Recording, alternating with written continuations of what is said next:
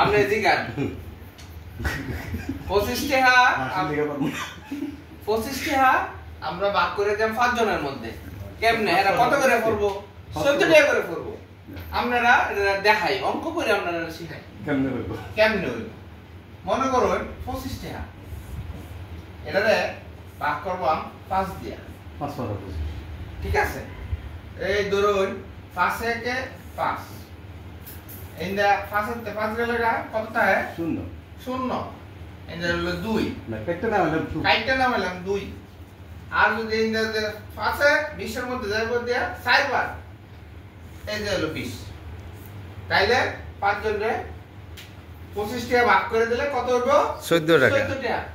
আপনারা যদি না বুঝেন আবার বুঝাই যোগ করে দেখাই আমরা যোগ করে দেখাই 14 14 14 14 14 দেখছেন নি 1 2 3 4 5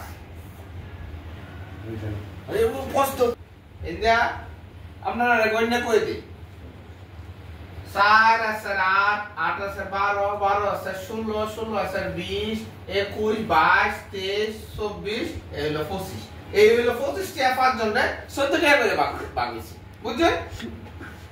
জি স্যার জি স্যার জি স্যার গুণ গুণ